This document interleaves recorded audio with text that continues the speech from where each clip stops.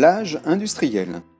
Problématique, quels bouleversements économiques, sociaux, religieux et idéologiques entraînent l'industrialisation? Grand 1, la dynamique de l'industrialisation. Grand A, les débuts de l'industrialisation. L'industrialisation débute en Angleterre à la fin du XVIIIe siècle. Elle valorise une nouvelle source d'énergie, le charbon.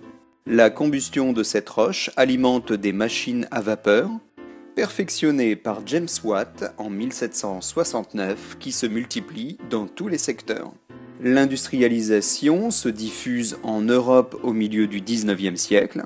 Elle s'appuie sur le textile, la métallurgie et le chemin de fer. Elle connaît une seconde poussée à partir des années 1880 en Europe et aux États-Unis.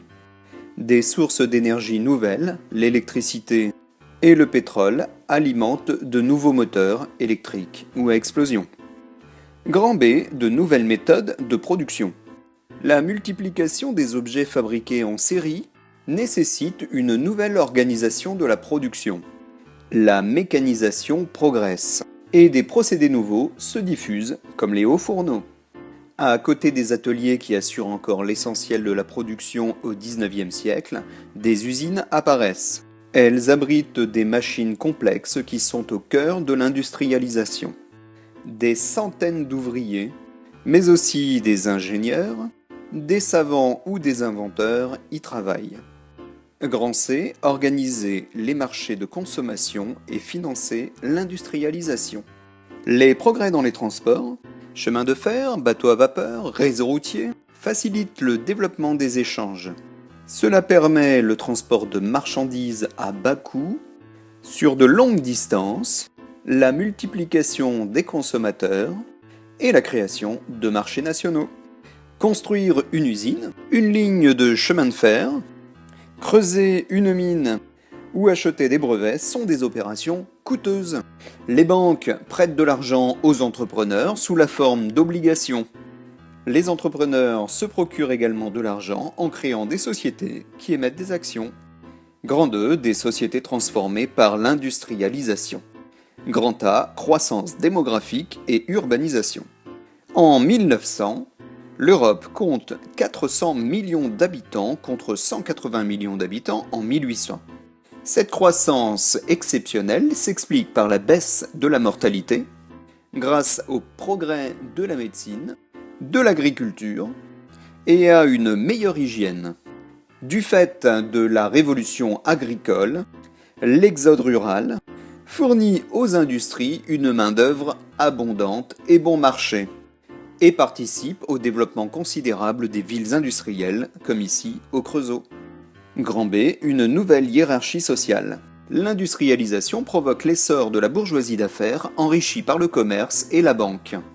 La bourgeoisie devient la classe dirigeante et influence fortement la vie politique, sociale et culturelle.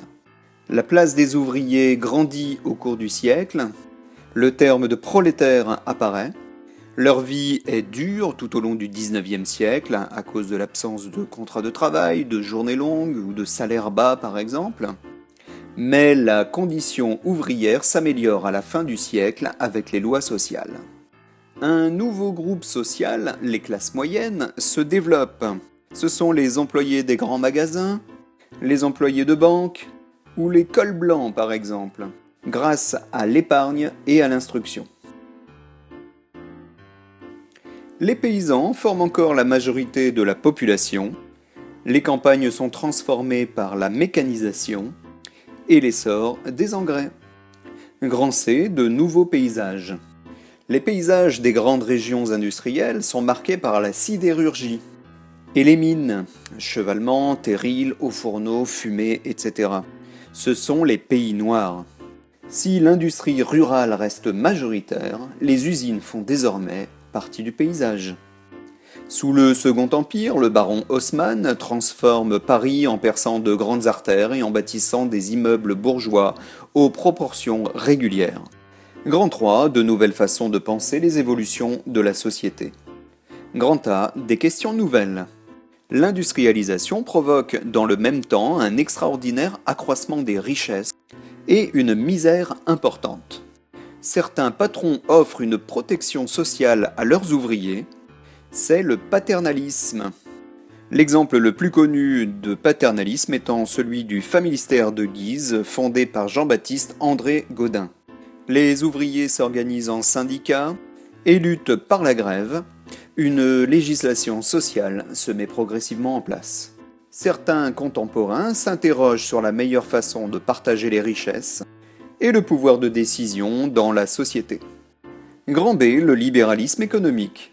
Le libéralisme défend la propriété privée et la liberté d'entreprendre.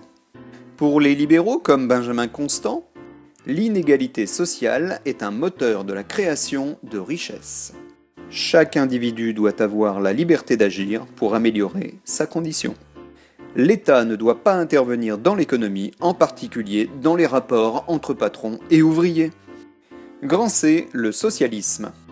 Pour les socialistes comme Marx et Engels, l'État n'est pas neutre. Il favorise l'exploitation du travail du prolétariat, source de la richesse, par les capitalistes. Les prolétaires doivent prendre le contrôle de l'État par une révolution. Ainsi, ils pourront organiser une répartition plus juste des richesses. Le socialisme souhaite construire l'égalité entre les individus, seule condition de leur liberté. Grand D, refus et résistance, l'évolution de l'Église catholique. L'Église catholique était au cœur de la société traditionnelle. Sa position est menacée par la modernisation de la société. Consciente de la misère des individus, elle craint une révolution sociale. Elle compte sur le respect du message religieux par les capitalistes et les ouvriers. Dans une lettre encyclique de 1891, le pape Léon XIII rejette aussi bien le libéralisme économique que le socialisme et redéfinit le catholicisme social.